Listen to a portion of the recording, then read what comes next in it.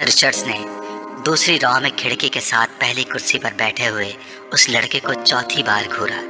वो उस वक्त भी बड़ी बेनियाजी से खिड़की से बाहर देखने में मसरूफ था। वक्तन फवक्तन वो बाहर से नजरें हटाता, एक नज़र मिसेस समांथा को देखता, उसके बाद फिर उसी तरह बाहर झांकने लगता। इस्लामाबाद के एक गैर मुल्की स्कूल में वो आज पहले दिन इस क्लास की बायोलॉजी पढ़ाने के लिए आई थी। वो एक डिप्लोमेट की बीवी थी और कुछ दिन पहले ही इस्लामाबाद अपने शौहर के साथ आई थी। टीचिंग उनका प्रोफेशन था और जिस मुल्क में उनके शौहर की पोस्टिंग हुई वो वहाँ सफारत खाने से मुंसलिक स्कूल्स में पढ़ाती रहीं। इससे पहले बायोलॉजी पढ़ाने वाली टीचर मिसेस मैरिन की स्कीम ऑफ वर्क को ही जारी रखते हुए उन्होंने क्लास के साथ कुछ इब्तदाई तारुफ और गुफ्तगू के बाद दिल और निज़ाम दौरान खून की डायग्राम राइटिंग बोर्ड पर बनाते हुए उसे समझाना शुरू किया। डायग्राम की वजाहत करते हुए उन्होंने उस लड़के को खिड़की से बाहर झांकते हुए देखा। पुरानी तकनीक का इस्तेमाल करते हुए अपनी नजरें उस लड़के पर मरकूज रखते हुए उन्होंने अचानक बोलना बंद कर दिया। क्लास में यकदम खामोशी सी छा गई। उस लड़के ने सर घुमाकर अंदर देखा। मिसेस समांथा रिचर्ड से उसकी नजरें मिली। मिसेस समांथा मुस्कुराई और एक बार फिर उन्होंने अपना लेक्चर शुरू कर दिया। कुछ देर तक उन्होंने इसी तरह बोलते हुए अपनी नजरें उस लड़के पर रखी जो अब अपने सामने पड़ी नोटबुक पर कुछ लिखने में मसरूफ था। उसके बाद मिसेस समांथा ने अपनी तवज्जो क्लास में मौजूद दूसरे स्टूडेंट्स पर मरकूज कर ली। उनका ख्याल था कि वो खासा शर्मिंदा हो चुका है, दोबारा बाहर नहीं देखेगा। मगर सिर्फ 2 मिनट बाद ही उन्होंने उसे एक बार फिर खिड़की से बाहर मुतवज्जो देखा। वो एक बार फिर बोलते बोलते खामोश हो गई। बिला तवक्कुफ उस लड़के ने गर्दन मोड़कर फिर उनकी तरफ देखा। इस बार मिसेस समांथा मुस्कुराई नहीं, बल्कि कदर संजीदगी से उसे देखते हुए एक बार फिर लेक्चर देना शुरू कर दिया। चंद लम्हे गुजरने के बाद उन्होंने राइटिंग बोर्ड को देखने के बाद दोबारा उस लड़के को देखा तो वो एक बार फिर खिड़की से बाहर कुछ देखने में मसरूफ था। इस बार गैर महसूस तौर पर उनके चेहरे पर कुछ नाराजगी नमूदार हुई और वो कुछ झुंझलाते हुए खामोश हुई। और उनके खामोश होते ही उस लड़के ने खिड़की के बाहर से अपनी नजरें हटाकर उनकी तरफ देखा। इस बार उस लड़के के माथे पर भी कुछ शिकने थी। एक नजर मिसेस समांथा को नागवारी से देखकर वो एक बार फिर खिड़की से बाहर देखने लगा। इसका अंदाजा इस कदर तौहीन आमेज था कि मिसेस समांथा रिचर्ड्स का चेहरा सुर्ख हो गया। सालार, तुम क्या देख रहे हो? उन्होंने सख्ती से पूछा। नथिंग, एक लफ्ज़ी जवाब आया। वो अब चुभती हुई नजरों से उन्हें देख रहा था। तुम्हें पता है मैं क्या पढ़ा रही हूँ? होप सो, उसने इतने रूड अंदाज में कहा कि समांथा रिचर्ड्स ने यकदम हाथ में पकड़ा हुआ मारकर कैप से बंद करके टेबल पर फेंक दिया। ये बात है तो फिर यहाँ आओ और ये डायग्राम बनाकर इसको लेबल करो। उन्होंने स्पंज के साथ राइटिंग बोर्ड को साफ करते हुए कहा। यके बाद दीगर लड़के के चेहरे पर कई रंग आए। उन्होंने क्लास में बैठे हुए स्टूडेंट्स को आपस में नजरों का तबादला करते हुए देखा। वो लड़का अब सर्द नजरों के साथ समांथा रिचर्ड्स को देख रहा था। जैसे ही उन्होंने राइटिंग बोर्ड से आखिरी निशान साफ किया, वो अपनी कुर्सी से एक झटके के साथ उठा। तेज कदमों के साथ उसने टेबल पर पड़ा हुआ मार्कर उठाया और बर्क रफ्तारी के साथ राइटिंग बोर्ड पर डायग्राम बनाने लगा। पूरे 2 मिनट 57 सेकंड्स के बाद उसने मार्कर पर कैप लगाकर उसे मेज पर उसी अंदाज में उछाला जिस अंदाज में समांथा रिचर्ड्स ने उछाला था, और समांथा की तरफ देखे बगैर अपनी कुर्सी पर आकर बैठ गया। मिसेस रिचर्ड ने उसे मारकर उछालते या अपनी कुर्सी की तरफ जाते नहीं देखा। वो बेयकीनी के आलम में राइटिंग बोर्ड पर 3 मिनट से भी कम अरसे में बनाए जाने वाली इस लेबल डायग्राम को देख रही थी, जिसे बनाने में उन्होंने 10 मिनट लिए थे और वो उनके डायग्राम से ज्यादा अच्छी थी। वो कहीं भी मामूली सी गलती भी नहीं ढूंढ सकी। कुछ खफीफ सी होते हुए उन्होंने गर्दन मोड़कर एक बार फिर उस लड़के को देखा। वो फिर खिड़की से बाहर देख रहा था। If you've been trying to learn YouTube ads in your business, एक बार फिर उस लड़के को देखा। वो फिर खिड़की से बाहर देख रहा था। वसीम ने तीसरी बार दरवाजे पर दस्तक दी। इस बार अंदर से इमामा की आवाज आई। कौन है? इमामा, मैं हूँ, दरवाजा खोलो। वसीम ने दरवाजे से अपना हाथ हटाते हुए कहा। अंदर खामोशी छा गई। कुछ देर बाद दरवाजे का लॉक खुलने की आवाज सुनाई दी। वसीम ने दरवाजे के हैंडल को घुमाकर दरवाजा खोल दिया। इमामा उसकी जानिब पुश्त किए अपने बेड की तरफ बढ़ी। तुम्हें इस वक्त क्या काम आन पड़ा है मुझसे? आखिर तुमने इतनी जल्दी दरवाजा क्यों बंद कर लिया था? अभी तो 10 बजे हैं। वसीम कमरे में दाखिल होते हुए बोला। बस नींद आ रही थी मुझे। वो बेड पर बैठ गई। वसीम उसका चेहरा देखकर चौंक गया। तुम रो रही थी? बे इख्तियार उसके मुंह से निकला। इमामा की आंखें सुर्ख और सूजी हुई थीं और वो उससे नजरें चुराने की कोशिश कर रही थी। नहीं, रो नहीं रही थी, बस सर में कुछ दर्द हो रहा था। इमामा ने मुस्कुराने की कोशिश की। वसीम ने उसके पास बैठते हुए उसका हाथ पकड़कर टेम्परेचर चेक करने की कोशिश की। कहीं बुखार तो नहीं है? उसने कुछ तशवीश भरे अंदाज में कहा और फिर हाथ छोड़ दिया। बुखार तो नहीं है, तो फिर तुम कोई टैबलेट ले लेती। मैं ले चुकी हूँ। अच्छा तुम सो जाओ, मैं बातें करने आया था, मगर अब इस हालत में क्या बातें करूँगा तुमसे। वसीम ने कदम बाहर की तरफ बढ़ाते हुए कहा। इमामा ने उसे रोकने की कोशिश नहीं की। वो खुद भी उठकर उसके पीछे गई और वसीम के बाहर निकलते ही उसने दरवाजे को फिर लॉक कर लिया। बेड पर औंधे मुंह लेटकर उसने तकिए में मुंह छुपा लिया। वो एक बार फिर हिचकियों के साथ रो रही थी। 13 साल का वो लड़का उस वक्त टीवी पर म्यूजिक शो देखने में मसरूफ था जब तैयबा ने अंदर झांका। बेयकीनी से उन्होंने अपने बेटे को देखा और फिर कुछ नाराजगी के आलम में अंदर चली गई। ये क्या हो रहा है? उन्होंने अंदर आते ही कहा। टीवी देख रहा हूँ। उसने टीवी से नजरें नहीं हटाई। टीवी देख रहा हूँ? फॉर गॉड सेक, तुम्हें एहसास है कि तुम्हारे पेपर्स हो रहे हैं? तैयबा ने उसके सामने आते हुए कहा। So what? उस लड़के ने इस बार कुछ खफगी से कहा। So what? तुम्हें इस वक्त अपने कमरे में किताबों के दरमियान होना चाहिए, ना कि यहाँ इस बेहुदा शो के सामने। तैयबा ने डांटा। मुझे जितना पढ़ना था मैं पढ़ चुका हूँ, आप सामने से हट जाएं। उसके लहजे में नागवारी थी। फिर भी उठो और अंदर जाकर पढ़ो, तैयबा ने इस तरह खड़े खड़े उससे कहा। ना मैं यहाँ से उठूंगा ना अंदर जाकर पढ़ूंगा। मेरी स्टडीज और पेपर्स मेरा मसला है, आपका नहीं। अगर तुम्हें इतनी परवाह होती स्टडीज की तो इस वक्त तुम यहाँ बैठे होते। Step aside. उसने तैयबा के जुमले को नजरअंदाज करते हुए बड़ी बदतमीजी के साथ साथ हाथ के इशारे से कहा। आज तुम्हारे पापा आ जाए तो मैं उनसे बात करती हूँ। तैयबा ने उसे धमकाने की कोशिश की। अभी बात कर लें, क्या होगा? पापा क्या कर लेंगे? जब मैं आपको बता चुका हूँ कि मुझे जितनी तैयारी करनी है मैंने कर ली है, तो फिर आपको क्या मसला है? ये तुम्हारे सालाना इम्तिहान है, तुम्हें एहसास होना चाहिए इस बात का। तैयबा ने यकदम अपने लहजे को नरम करते हुए कहा। मैं कोई 2-4 साल का बच्चा नहीं हूँ कि मेरे आगे पीछे फिरना पड़े आपको। मैं अपने मामलात में आपसे ज्यादा समझदार हूँ, इसलिए 3rd क्लास किस्म के जुमले मुझसे ना बोला करें। एग्जाम्स हो रहे हैं, स्टडीज पर ध्यान दो। इस वक्त तुम्हें अपने कमरे में होना चाहिए। मैं तुम्हारे फादर से बात करूंगी। What a rubbish. वो बात करते करते गुस्से में सोफे से उठकर खड़ा हो गया। हाथ में पकड़ा हुआ रिमोट उसने पूरी कुव्वत से सामने वाली दीवार पर दे मारा और पांव पटकता हुआ कमरे से निकल गया। तैयबा कुछ बेबसी और खिफ़्फ़त के आलम में उसे कमरे से बाहर निकलता हुआ देखती रही। फ्लोमिना फ्रांस ने अपने हाथ में पकड़े हुए पैकेट मेज पर रखते हुए एक नजर हॉल में दौड़ाई। पेपर शुरू होने में भी 10 मिनट बाकी थे और हॉल में मौजूद स्टूडेंट्स किताबें, नोट्स और नोटबुक्स पकड़े तेजी से सफ़े आगे पीछे करते उन पर आखिरी नजर डाल रहे थे। उनकी जिस्मानी हरकत से उनकी परेशानी और इज़्तिराब का इजहार हो रहा था। फ्लोमिना फ्रांस के लिए ये एक बहुत मानूस सीन था। फिर उनकी नजरें हॉल के तकरीबन दरमियान में बैठे हुए सालार पर जा ठहरी। 25 स्टूडेंट्स में उस वक्त वो वाहिद स्टूडेंट था जो इत्मीनान से अपनी कुर्सी पर टांग रखे बैठा था। एक हाथ में स्केल पकड़े आहिस्ता आहिस्ता उसे अपने जूते पर मारते हुए वो इत्मीनान से इधर उधर देख रहा था। फ्लोमिना के लिए ये सीन भी नया नहीं था। अपने 7 साल कैरियर में उन्होंने पेपर्स के दौरान सालार को इसी बेफिक्री और लापरवाही का मुजाहरा करते पाया था। 9:02 पर उन्होंने सालार के पास से गुजरते हुए MCQs पर मबनी ऑब्जेक्टिव पेपर थमा दिया। 30 मिनट के बाद उसे वो पेपर उनसे लेना था। 9:10 पर उन्होंने सालार को अपनी कुर्सी से खड़ा होते देखा। उसके खड़े होते ही हॉल में उसके पीछे मौजूद तमाम स्टूडेंट्स ने सर उठाकर उसे देखा। वो पेपर हाथ में लिए फ्लोमिना फ्रांस की तरफ जा रहा था। फ्लोमिना फ्रांस के लिए ये भी नया सीन नहीं था। वो पहले भी यही कुछ देखती आई थी। 30 मिनट में हल किया जाने वाला पेपर वो 8 मिनट में हल करके उनके सर पर खड़ा था। पेपर को दोबारा देख लो। उन्होंने ये जुमला उससे नहीं कहा। वो जानती थी कि इसका जवाब क्या होगा। मैं देख चुका हूँ। और अगर उसे एक बार फिर पेपर देखने पर मजबूर करती तो वो हमेशा की तरह पेपर्स ले जाकर अपनी कुर्सी के हत्थे पर रखकर बाजू सीने पर लपेटकर बैठ जाता।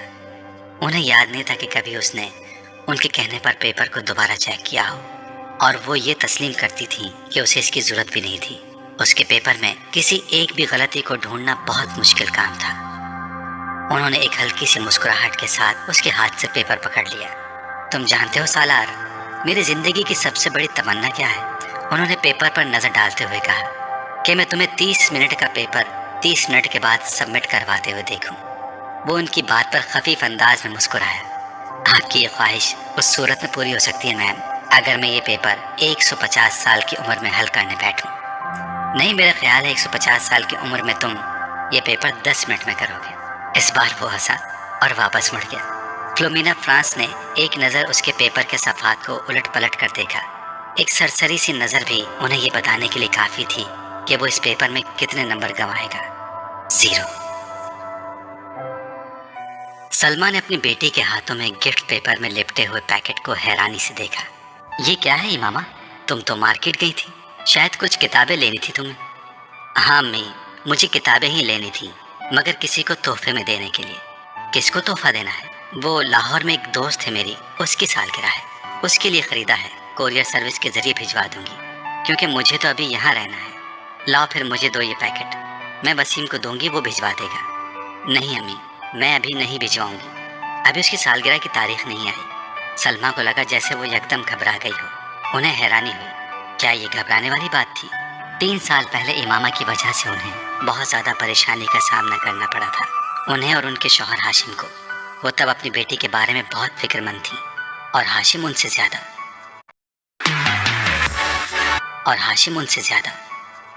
मगर पिछले 3 साल में सब कुछ ठीक हो गया था। वो दोनों अब उसकी तरफ से मुकम्मल तौर पर मुतमईन थे, ख़ास तौर पर असजद से उसकी निस्बत तय करके। वो जानती थी कि इमामा असजद को पसंद करती है, और सिर्फ वही नहीं, असजद को कोई भी पसंद कर सकता था। वो हर लिहाज से एक अच्छा लड़का था। वो ये भी जानती थी कि असजद से निस्बत तय होने पर बहुत खुश हुई थी। असजद और उसके दरमियान पहले भी खासी दोस्ती और बेतकल्लुफ़ी थी, मगर बाज़ दफ़ा उन्हें लगता जैसे वो वक्त गुजरने के साथ साथ बहुत चुप होती जा रही है। वो पहले ऐसी नहीं थी, मगर अब वो स्कूल जाने वाली बच्ची भी तो नहीं रही, मेडिकल कॉलेज की स्टूडेंट है, फिर वक्त भी कहाँ होता है उसके पास। सलमा हमेशा खुद को तसल्ली दे लेती, वो उनकी सबसे छोटी बेटी थी। बड़ी दोनों बेटियों की वो शादी कर चुकी थी, एक बेटे की भी शादी कर चुकी थी, जबकि 2 बेटे और इमामा गैर शादीशुदा थे। अच्छा ये है कि ये संजीदा होती जा रही है। लड़कियों के लिए संजीदगी अच्छी होती है, उन्हें जितनी जल्दी अपनी जिम्मेदारियों का एहसास हो जाए उतना ही अच्छा है। सलमा ने गहरी सांस लेते हुए इमामा से नजरें हटा ली। वो छुट्टियों में घर आई हुई थी, और जितने दिन वो यहाँ रहती उनकी नजरें उसी पर मरकूज रहती। पता नहीं ये साजिद कहाँ रह गया, जो भी काम उसके जिम्मे लगाओ बस भूल ही जाओ। उन्हें अचानक अपने मुलाजिम का ख्याल आया, जिसके पीछे वो लाउंज में आई थी। बड़बड़ाते हुए वो लाउंज से निकल गई। ये न्यू ईयर नाइट थी। नया साल शुरू होने में 30 मिनट बाकी थे। 10 लड़कों पर मुश्तमिल 14-15 साल के लड़कों का वो ग्रुप पिछले 2 घंटों से अपने मोटरसाइकिल्स पर शहर के मुख्तलिफ सड़कों पर अपने करतब दिखाने में मसरूफ था। उनमें से चंद ने अपने माथे पर चमकदार बैंड्स बांधे हुए थे, जिन पर नए साल के हवाले से मुख्तलिफ पैगामात दर्ज थे। वो लोग 1 घंटा पहले पोश इलाके की एक बड़ी सुपरमार्केट में मौजूद थे, और वहाँ वो मुख्तलिफ लड़कों पर आवाज़ें कसते रहे थे। अपनी बाइक्स पर सवार मुख्तलिफ चक्कर लगा रहे थे। उनके पास फायर क्रैकर्स मौजूद थे, जिन्हें वो वक्तन फवक्तन चला रहे थे। 11:15 बजे वो जिम खाना के बाहर मौजूद थे, जहाँ पार्किंग लॉट गाड़ियों से भर चुका था। ये गाड़ियाँ उन लोगों की थीं जो जिम खाने में नए साल के सिलसिले में होने वाली एक पार्टी में आए थे। उन लड़कों के पास भी इस पार्टी के दावती कार्ड मौजूद थे, क्योंकि उनमें से तकरीबन तमाम के वालिदैन जिम खाने के मेंबर्स थे। वो लड़के अंदर पहुंचे तो 11:55 हो रहे थे। चंद मिनटों बाद डांस फ्लोर समेत तमाम जगहों की लाइट्स ऑफ हो जाती थीं, और उसके बाद बाहर लॉन में आतिशबाजी के एक मुजाहरे के साथ नया साल शुरू होने पर लाइट्स ऑन होना थी। इसके बाद तकरीबन तमाम रात वहाँ रक्स के साथ साथ शराब पी जाती, जिसका एहतमाम नए साल की इस तकरीब के लिए जिम खाना की इंतजामिया खास तौर पर करती थी। लाइट्स ऑफ होते ही वहाँ एक तूफान बदतमीजी का आगाज हो जाता था, और वहाँ मौजूद लोग उसी तूफान बदतमीजी के लिए वहाँ आते थे। 15 साल वो लड़का भी 10 लड़कों के इस ग्रुप के साथ आने के बाद उस वक्त डांस फ्लोर पर रॉक बीट पर डांस कर रहा था। डांस में उसकी महारत काबिले दीद थी। 12 बजने में 10 सेकंड रह जाने पर लाइट्स ऑफ हो गईं, और ठीक 12 बजे लाइट्स यकदम दोबारा ऑन कर दी गई। अंधेरे के बाद सेकंड्स गिनने वालों की आवाज़ें अब शोर और खुशी के कहकाहों और चीखों में बदल गई थीं। चंद सेकंड्स पहले थम जाने वाला म्यूजिक एक बार फिर बजाया जाने लगा। वो लड़का अपने दोस्तों के साथ बाहर पार्किंग में आ गया, जहां बहुत से लड़के अपनी अपनी गाड़ियों के हॉर्न बजा रहे थे। उन्हीं लड़कों के साथ बियर के कैन पकड़े वो वहां मौजूद एक गाड़ी की छत पर चढ़ गया।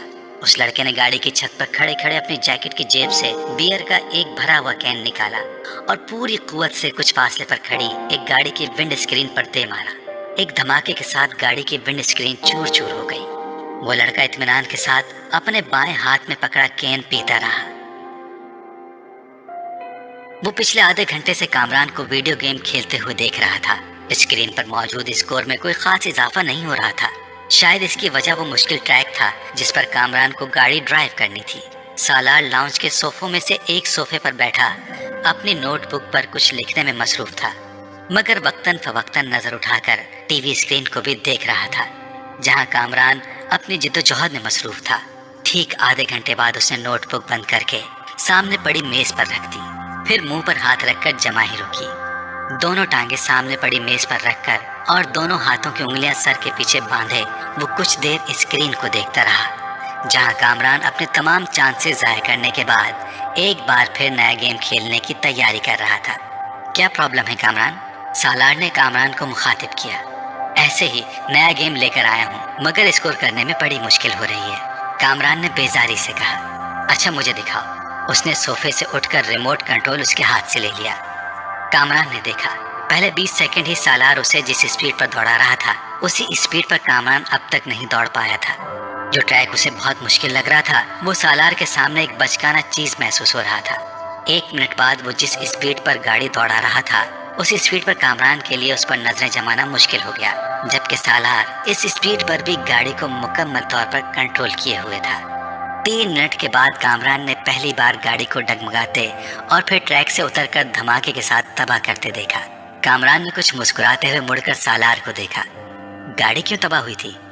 वो जान गया था कि रिमोट अब सालार के हाथ के बजाय मेज पर पड़ा था। वो अपनी नोटबुक उठाए खड़ा हो रहा था। कामरान ने सर उठाकर उसे देखा। बहुत बोरिंग गेम है, कामरान ने तबसरा किया और कामरान की टांगों को फलांगते हुए लाउंज से बाहर निकल गया। कामरान होंठ भींचे 7 हिस्सों पर मबनी उस स्कोर को देख रहा था जो स्क्रीन के कोने में जगमगा रहा था। कुछ न समझ आने वाले अंदाज में उसने बैरूनी दरवाजे को देखा जिससे वो गायब हुआ था। वो दोनों एक बार फिर खामोश थे। असजद को उलझन होने लगी। इमामा इतनी कमगो नहीं थी जितनी उसके सामने हो जाती थी। पिछले आधे घंटे में उसने गिनती के लफ्ज बोले थे। वो उसे बचपन से जानता था। वो बहुत खुश मिजाज थी। उन दोनों की निस्बत ठहराए जाने के बाद भी इब्तदाई साल में उसमें कोई तब्दीली नहीं आई। असजद को उससे बात करके खुशी महसूस हो रही थी। वो बला की हाजिर जवाब थी, मगर पिछले कुछ सालों में वो यकदम बदल गई थी और मेडिकल कॉलेज में जाकर तो ये तब्दीली और भी ज्यादा महसूस होने लगी थी। असजद को बाज दफा यूं महसूस होता जैसे उससे बात करते हुए वो हद दर्जे मोहतात रहती थी। कभी वो उलझी हुई महसूस होती और कभी उसे उसके लहजे में अजीब सी सर्द महरी महसूस होती। उसे लगता वो जल्द अज जल्द उससे छुटकारा पाकर उसके पास से उठकर चली जाना चाहती है। उस वक्त भी वो ऐसा ही महसूस कर रहा था। मैं कई बार सोचता कि मैं खामख्वाही तुम्हारे लिए यहाँ आने का तरद्दुद करता हूँ। तुम्हें तो इससे कोई फर्क नहीं पड़ता होगा कि मैं आऊँ या ना आऊँ। असजद ने गहरी सांस लेकर कहा। वो उसके मुकाबिल लॉन चेयर पर बैठी दूर बाउंड्री वॉल पर चढ़ी हुई बेल को घूर रही थी। असजद की शिकायत पर उसने गर्दन हिलाए बगैर अपनी नजरें बेल से हटाकर असजद पर मरकूज कर दी। असजद ने सवालिया नजरों से उसे देखा, मगर वो खामोश रही तो उसने लफ्जों में कुछ रद्दोबदल के साथ अपना सवाल दोहराया। तुम्हें मेरे ना आने से कोई फर्क नहीं पड़ेगा इमामा। क्यों, ठीक कह रहा हूँ मैं? अब मैं क्या कह सकती हूँ इस पर? तुम कम अज कम इनकार तो कर सकती हो, मेरी बात को झुटला सकती हो कि ऐसी बात नहीं है, मैं गलत सोच रहा हूँ और ऐसी बात नहीं है। आप गलत सोच रहे हैं, इमामा ने उसकी बात काट कर कहा। उसका लहजा अब भी उतना ही ठंडा और चेहरा उतना ही बेतासुर था जितना पहले था। असजद एक ठंडी सांस लेकर रह गया। हाँ, मेरी दुआ और ख्वाहिश तो यही है कि ऐसा ना हो, और मैं बाकी गलत सोच रहा हूँ, मगर तुमसे बात करते हुए मैं हर बार ऐसा ही महसूस करता हूँ। किस बात से आप ऐसा महसूस करते हैं? इस बार पहली बार असजद को उसकी आवाज़ में कुछ नाराज़ी झलकती हुई महसूस हुई। बहुत सी बातों से तुम मेरी बात का ढंग से जवाब ही नहीं देती। हालांकि मैं अपनी बात का ढंग से जवाब देने की भरपूर कोशिश करती हूँ, लेकिन अब अगर आपको मेरे जवाब पसंद ना आए तो मैं क्या कर सकती हूँ? असजद को इस बार बात करते हुए वो कुछ मजीद खफा महसूस हुई। मैंने ये कब कहा कि मुझे तुम्हारे जवाब पसंद नहीं आए? मैं तो सिर्फ ये कह रहा हूँ कि मेरी हर बात के जवाब में तुम्हारे पास हाँ और नहीं के अलावा कुछ नहीं होता। बाज़ दफ़ा मुझे लगता है कि मैं अपने आप से बातें कर रहा हूँ। अगर आप मुझसे ये पूछेंगे कि तुम ठीक हो, तो मैं उसका जवाब हाँ या नहीं में ही दूंगी। हाँ और नहीं के अलावा इस सवाल का जवाब किसी तकरीर से दिया जा सकता है तो आप मुझे वो दे दें, मैं कर दूंगी। वो बिल्कुल संजीदा थी। हाँ और नहीं के साथ भी तो कुछ कहा जा सकता है, और कुछ नहीं तो जवाबन मेरा हाल ही पूछ सकती हो। मैं आपका क्या हाल पूछूं? जाहिर है अगर आप मेरे घर आए हैं, मेरे सामने बैठे मुझसे बातें कर रहे हैं, तो इसका वाज़ेह मतलब तो यही है कि आप ठीक हैं, वरना आप इस वक्त अपने घर के बिस्तर पर पड़े होते। ये फॉर्मेलिटी होती है इमामा। अरे आप जानते नहीं, मैं फॉर्मेलिटीज़ पर यकीन नहीं रखती। आप भी मुझसे मेरा हाल ना पूछा करें, मैं बिल्कुल माइंड नहीं करूँगी। असजद जैसे लाजवाब हो गया। ठीक है, फॉर्मेलिटीज़ को छोड़ो, बंदा कोई और बात कर लेता है, कुछ डिस्कस कर लेता है, अपनी मसरूफियात के बारे में ही कुछ बता देता है। असजद, मैं आपसे क्या डिस्कस करूं? आप बिजनेस करते हैं, मैं मेडिकल स्टूडेंट हूं। आपसे मैं क्या पूछूं? स्टॉक मार्केट की पोजीशन, ट्रेंड बुलिश था या बियरिश, इंडेक्स में कितने पॉइंट्स का इजाफा हुआ, या अगली कंसाइनमेंट कहाँ भेज रहे हैं, इस बार गवर्नमेंट ने आपको कितनी रिबेट दी, उसका लहजा अब भी उतना ही सर था।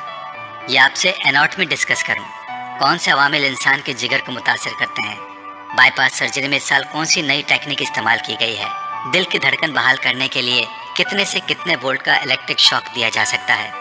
तो हम दोनों की मसरूफियात तो ये हैं। अब इनके बारे में डिस्कशन से आप और मैं मोहब्बत और बेतकल्लुफ़ी की कौन सी नई मंजिलें तय करेंगे, वो मेरी समझ से बाहर है। असजद का चेहरा सुर्ख हो गया। अब वो इस लम्हे को कोस रहा था जब उसने इमामा से शिकायत की थी। और भी तो मसरूफियात होती हैं इंसान की। असजद ने कदरे कमज़ोर लहजे में कहा, नहीं, पढ़ाई के अलावा मेरी तो और कोई मसरूफियात नहीं है। इमामा ने कतईयत से सर हिलाते हुए कहा, पहले भी तो हम दोनों आपस में बहुत सी बातें करते थे। इमामा ने उसकी बात काट दी, पहले की बात छोड़ें, अब मैं वक्त ज़ाया करना अफोर्ड नहीं कर सकती। हैरत मुझे आप पर हो रही है कि आप बिजनेसमैन होकर इतनी इमेच्योर और इमोशनल सोच रखते हैं। आपको तो खुद बहुत प्रैक्टिकल होना चाहिए। असजद कुछ न बोल सका। हम दोनों के दरमियान जो रिश्ता है वो हम दोनों जानते हैं। अब अगर आप मेरे प्रैक्टिकल अप्रोच को बेइल्तिफाती, बेनियाजी, नाराज़ी समझें तो मैं क्या कर सकती हूँ? मैं आपके साथ यहाँ बैठी हूँ तो इसका मतलब यही है कि मैं इस रिश्ते को अहमियत देती हूँ, वरना कोई अजनबी तो इस तरह यहाँ मेरे साथ बैठकर चाय नहीं पी सकता। वो एक लम्हे के लिए रुकी। और जहाँ तक इस बात का ताल्लुक है कि आपके आने या ना आने से मुझे कोई फ़र्क पड़ेगा या नहीं, हकीकत यह है कि हम दोनों ही बहुत मसरूफ़ रहते हैं। हम मॉडर्न एज की पैदावार हैं। ना मैं कोई हीर हूँ और ना आप रांझे के कबीले से ताल्लुक़ रखते हैं कि मेरे लिए घंटों ये फरीज़ा सर अंजाम दें। सच यही है कि फ़र्क वाकई नहीं पड़ता कि हम दोनों मिलें या ना मिलें, बातें करें या ना करें। हमारा रिश्ता वही रहेगा जो अब है, या आपको लगता है इसमें कोई तब्दीली आ सकती है? अगर असजद के माथे पर पसीना नहीं आया था तो इसकी वाहिद वजह दिसंबर का महीना था। उन दोनों की उम्र में 8 साल का फ़र्क था, मगर उस वक्त पहली बार असजद को ये फ़र्क 18 साल का महसूस हुआ। वो उसे अपने आप से 18 साल बड़ी लगने लगी थी। 2 हफ्ते पहले वो 19 की हुई थी, मगर इस वक्त असजद को लग रहा था जैसे वो टीन एज से सीधी अधेड़ उम्र में चली गई थी। वो खुद एक बार फिर ब्रिटेन में आ गया था। टांग पर टांग रखते असजद के चेहरे पर नजरें जमाए उसी बेतासुर अंदाज में उसके जवाब की मुंतजिर थी। असजद ने कुर्सी के हत्थे पर टिके उसके हाथ में मंगनी की अंगूठी को देखा और खनकार कर अपना गला साफ करने की कोशिश की। तुम बिल्कुल ठीक कह रही हो। मैं सिर्फ इसलिए डिस्कशन की बात कर रहा था कि हमारे दरमियान अंडरस्टैंडिंग डेवलप हो सके। असजद, मैं आपको बहुत अच्छी तरह समझती और जानती हूँ, और ये जानकर मुझे बहुत अफसोस हुआ कि आप समझते हैं कि हमारे दरमियान अभी भी किसी अंडरस्टैंडिंग को डेवलप करने की ज़रूरत है। मेरा ख्याल था हम दोनों के दरमियान अच्छी खासी अंडरस्टैंडिंग है। वो असजद का दिन नहीं था। असजद ने एतराफ़ किया, और अगर आपको ये ख्याल है कि एनाटॉमी और बिजनेस को डिस्कस करके हम कोई अंडरस्टैंडिंग डेवलप कर लेंगे तो ठीक है, आइंदा हम यही डिस्कस कर लिया करेंगे। इमामा के लहजे में लापरवाही का अंसर था। तुमको मेरी बात बुरी लगी है? बिल्कुल भी नहीं, मैं क्यों बुरा मानूंगी? उसके लहजे में मौजूद हैरत के अंसर ने असजद को मज़ीद शर्मिंदा कर दिया। शायद मैंने गलत बात की है, शायद नहीं, यकीनन। उसने तीनों लफ्ज़ों पर बारी बारी जोर देते हुए कहा, तुम जानती हो मेरे नज़दीक रिश्ता कितनी अहमियत का हामिल है। मेरे बहुत से ख्वाब हैं इस रिश्ते के हवाले से, तुम्हारे हवाले से। असजद ने गहरा सांस लेकर कहा। इमामा बेतासुर चेहरे के साथ उसी बेल को देख रही थी। शायद इसीलिए मैं ज़रूरत से ज़्यादा हसास हो जाता हूँ। मुझे इस रिश्ते के हवाले से कोई खौफ नहीं है। मैं जानता हूँ ये रिश्ता हम दोनों की मर्जी से हुआ है। Pestañas efecto lift. नहीं है। मैं जानता हूँ ये रिश्ता हम दोनों की मर्जी से हुआ है। वो उसके चेहरे पर नजरें जमाए बड़े जज्ब से कह रहा था, और यकदम ही उसे एक बार फिर यह एहसास होने लगा था जैसे वो वहाँ मौजूद नहीं थी, उसकी बात नहीं सुन रही थी। अरशद को लगा वो एक बार फिर खुद से बातें कर रहा था। एक बहुत बड़ी